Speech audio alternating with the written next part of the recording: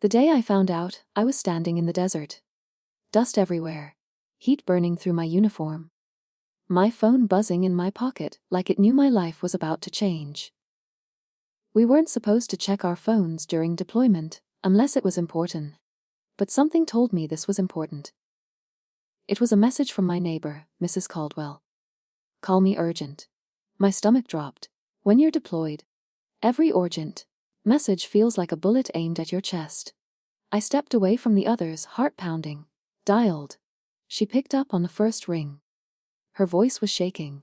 Sweetheart, I didn't know how to tell you this, but your parents were here. They had people with them.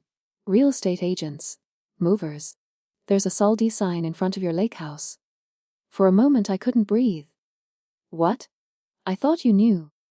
They said you gave them power of attorney. The desert suddenly felt colder than ice. Power of attorney. Never agreed to anything. That Lakehouse wasn't just property. It was everything. I bought it after my second deployment. Every extra shift. Every saved allowance. Every night I skipped going out with the guys. I invested it all into that place. It sat right on the water. Quiet. Peaceful. A place I dreamed about retiring to someday. It was worth $450,000, and my parents sold it. While I was serving overseas, without telling me, I laughed. Not because it was funny. Because sometimes when the pain is too sharp your body doesn't know what else to do. They can't sell it. I said, it's in my name. There was silence on the other end. They showed documents, she whispered. Legal documents. My hand started shaking. Because I knew one thing. I never signed them. Which meant only one thing, forgery. Betrayal hits differently when it comes from strangers. But when it comes from the two people who raised you, it doesn't just hurt, it changes you. That night, I didn't sleep. I replayed every memory in my head. Growing up, my dad always talked about money like it was oxygen. You don't own things, he used to say. Things own you. But when I bought that lake house, he visited once, walked through every room, looked at the lake view, and instead of saying he was proud, he said, you overpaid. My mom just smiled quietly like she always did. She never defended me, never really chose sides, just existed in the background. Now suddenly, they had legal documents claiming I gave them control over my property.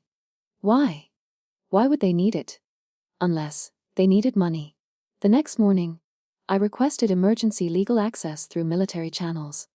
It wasn't easy from overseas, but I wasn't about to sit still.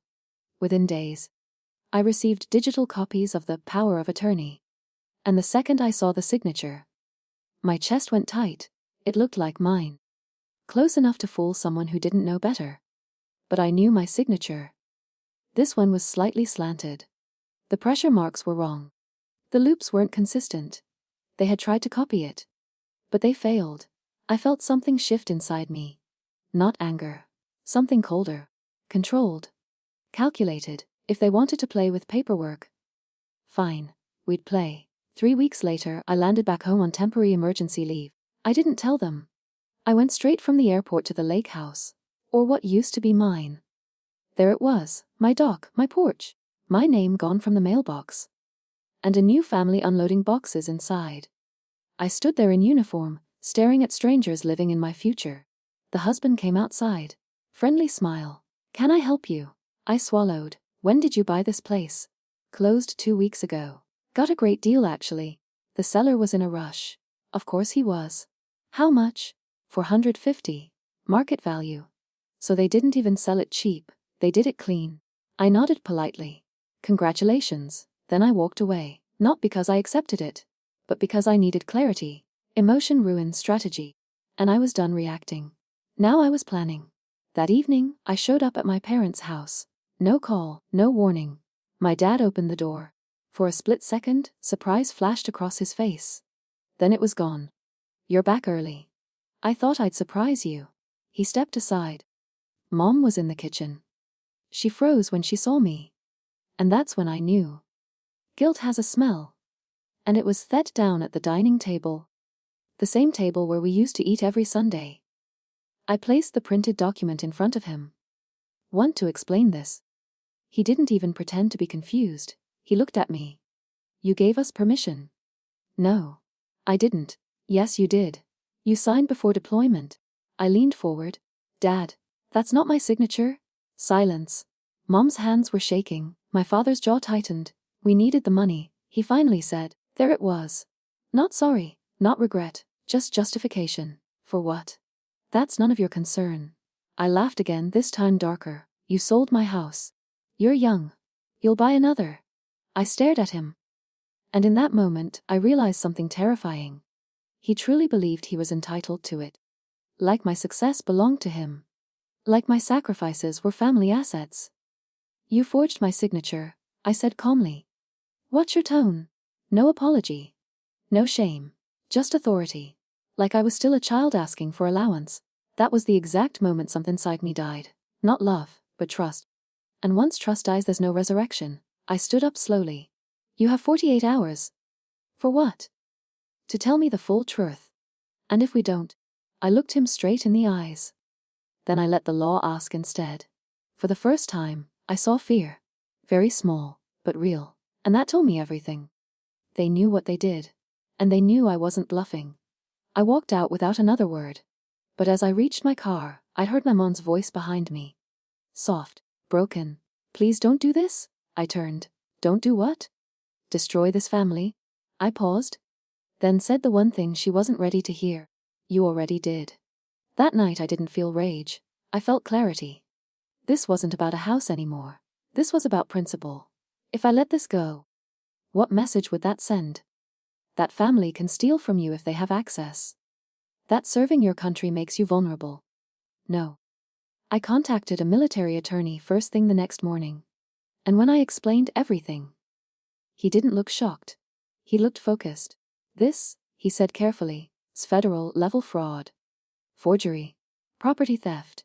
My jaw tightened. And the purchased in good faith. They may be protected. But your parents, that's different. I nodded slowly. Good faith. That meant the new family probably had no idea. Which meant my fight wasn't with them. It was with blood. The attorney leaned back. If we proceed, it won't want quiet. He studied me. You understand this could mean criminal charges. I didn't hesitate. Yes. Because sometimes justice costs more than money. And I was ready to pay it. Little did I know. This was only the beginning. And what would happen in that courtroom would make my father collapse in a way no one saw coming. The next 48 hours were silent. No calls, no explanations, no we're sorry, just silence. And sometimes silence is louder than any confession. I stayed at a small motel near the highway. Not because I didn't have other places to go, but because I needed distance. I needed to think without emotion clouding my judgment. I kept replaying my father's face in my mind. Not regret, not guilt, just irritation. Like I was the problem for questioning him. That's when I understood something important. This wasn't a mistake. This was a decision. And people who make decisions like that rarely admit them without pressure. On the second morning, I drove to the county recorder's office. If you want the truth, you go to paper. Paper doesn't lie. The clerk handed me certified copies of everything filed under my property address, power of attorney document, notarized, dated 2 weeks after my deployment began, and the notary. A name I recognized, Mr. Halpern, my father's golf buddy. Of course, the document claimed I appeared in person. Impossible. On that exact date, I was thousands of miles away. There were military logs to prove it. My pulse slowed. Because now it wasn't just suspicion. It was evidence. I left the building and sat in my car staring at the lake in the distance. I didn't feel anger anymore. I felt surgical. Precise. I called the attorney. We move forward, I said. He didn't refile immediately. When my parents were served the papers, it happened at 8:17 p.m. I know the exact time because my mom called me at 8:19. Crying. What have you done? I stayed calm. I told you. I gave you 48 hours. We can fix this, she said desperately. We'll talk. Well, you had weeks to talk. My father's voice came through in the background. She's overreacting. I closed my eyes. Overreacting. To felony forgery. To selling my home while I was deployed. Dad, I said clearly, this isn't about emotion anymore. This is law. You think you're smarter than me, he snapped. You want to embarrass this family. You embarrassed yourself. Silence. Then the call ended. No goodbye. Just the click of consequences starting to echo. The investigation moved faster than I expected. Because there's one thing institutions don't tolerate: messing with a deployed service member's legal rights. The notary was interviewed first. At first, he claimed I appeared in person, but when confronted with military location records, his story changed. I trusted your father, he said later in a recorded statement. He told me it was urgent. He said you couldn't leave base. So he notarized a document without me present. Illegal, clear, simple. Then came the bank records.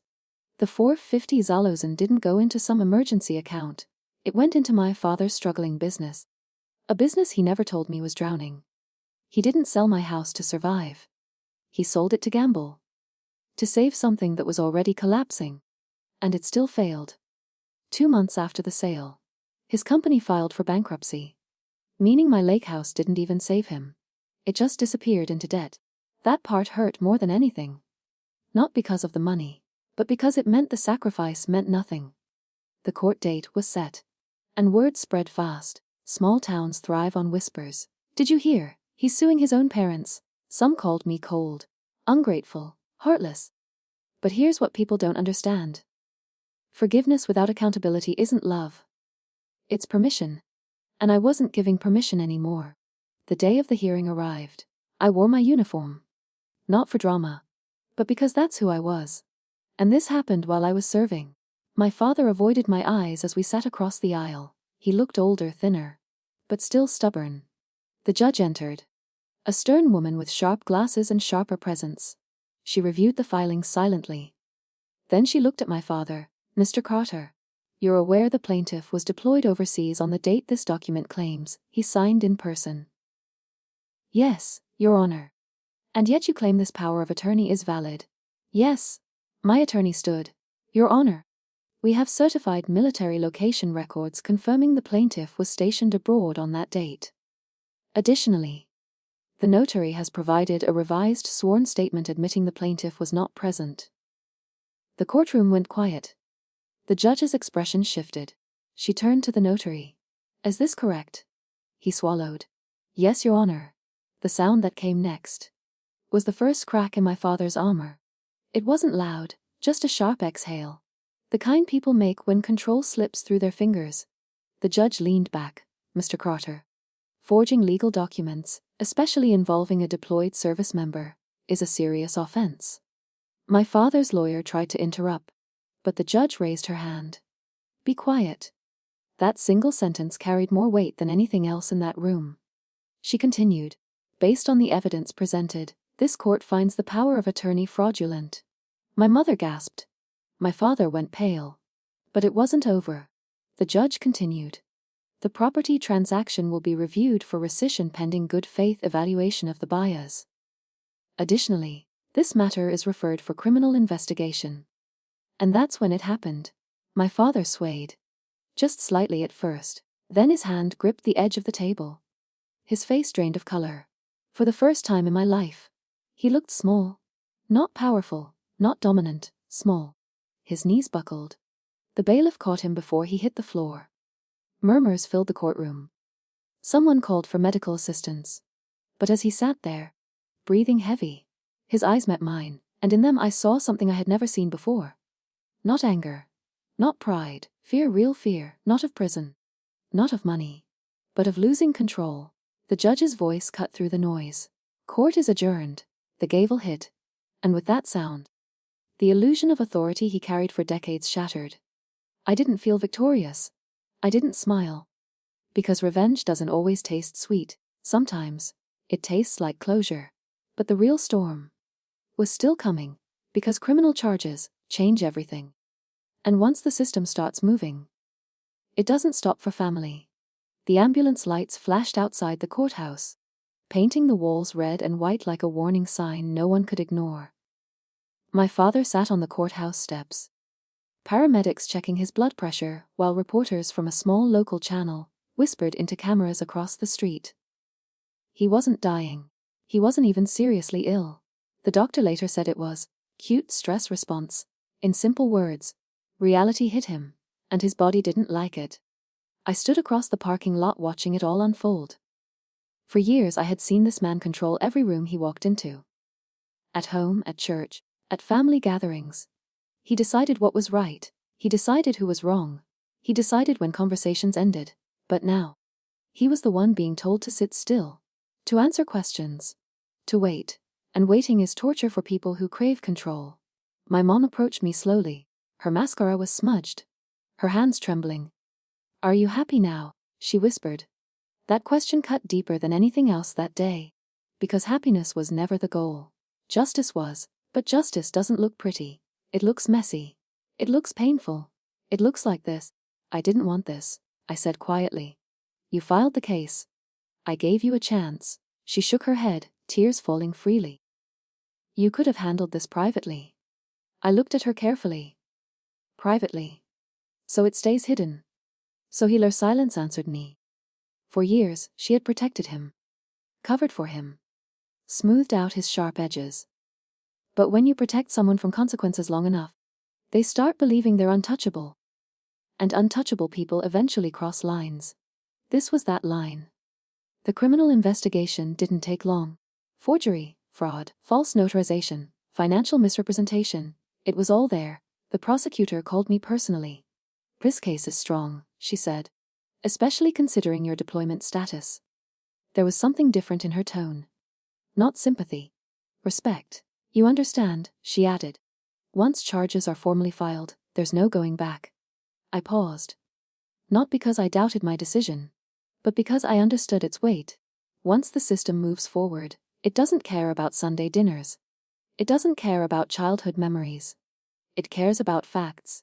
And facts were on my side. "File them," I said. The day my father was officially charged, the town exploded.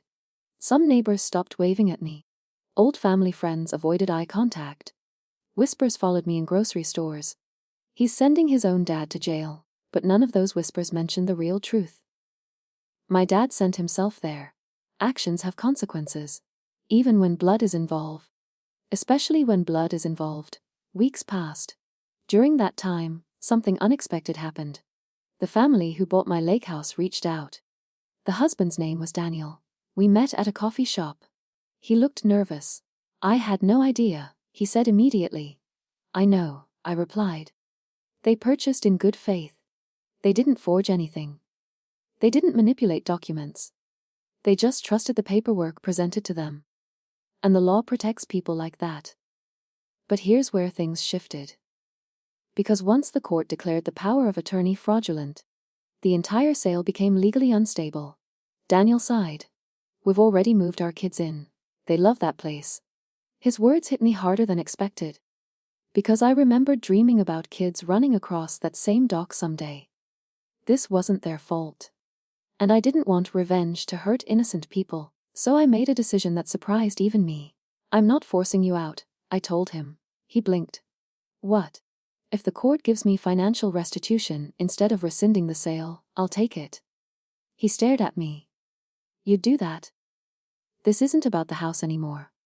And in that moment, I realized something important. The Lakehouse represented betrayal. But it didn't define me. My integrity did. The criminal hearing was different from the civil one. He wasn't just defending himself against me now. He was defending himself against the state. The courtroom felt colder, more formal, less emotional. The prosecutor laid everything out with precision. Deployment records, signature analysis, bank transfers, notary confession. There was no dramatic shouting, no chaos, just quiet dismantling. My father's attorney attempted one final angle. "Your Honor, this was a family misunderstanding.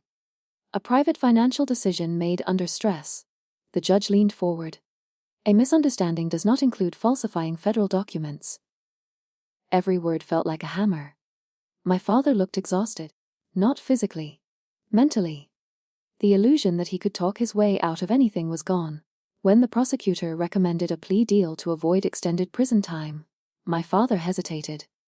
Pride wrestled with reality on his face. The deal included formal felony conviction, restitution payments, probation, permanent loss of certain business licenses, and public record of the crime. It wasn't decades behind bars. But it was accountability. Real accountability. The judge asked him directly. How do you plead? There was a long pause. The kind that stretches forever.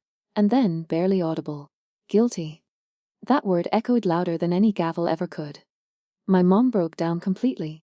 My father didn't look at anyone. Not even me. Because for the first time in his life, he couldn't blame someone else. After the sentencing, I stepped outside the courthouse alone. The sky was gray. Light rain starting to fall. And instead of feeling victorious, I felt lighter. Not because he suffered, but because the truth stood. And truth doesn't need celebration. It just needs recognition. A few minutes later, my father walked out escorted by his lawyer. He stopped when he saw me. For a moment, I thought he'd yell. Accuse. But he didn't. He just looked tired. You could have let it go, he said quietly. I studied him. You could have asked. That was the difference. He assumed I would have helped. If he had come to me honestly and said, I'm drowning, I would have written the check. No hesitation. But he chose control over communication, ego over honesty. And ego is expensive. He shook his head slightly. You've changed. I nodded. You forced me to. And that was the truth. Months later, the restitution payments began, slowly. Piece by piece. Not because I needed the money, but because every payment was a reminder that accountability exists. My relationship with my mother became distant but civil. My father and I. There was space. Not hatred. Just space. And sometimes space is necessary. The Lakehouse remained with Daniel's family. I visited once months later just to stand by the water. The kids were playing near the dock, laughing free. And instead of feeling loss, I felt peace. Because that house wasn't my future anymore. My future wasn't built on wood and water. It was built on boundaries. On self-respect. On the understanding that love without limits becomes exploitation. People often ask me now, was it worth it? And I always answer the same way. It wasn't about winning. It was about teaching one simple truth. Even family doesn't get to steal your life just because they share your name. Forgiveness is powerful. But forgiveness without accountability, that's weakness disguised as kindness. I forgave him. Eventually. But I didn't erase what happened. Because lessons matter, especially the painful ones. And if there's one thing this experience taught me, it's this. Sometimes the strongest thing you can do is stand up to the people who raised you, not out of hate, but out of respect for yourself. And that respect, no one gets to sell it. Not for 450,000. Not for anything.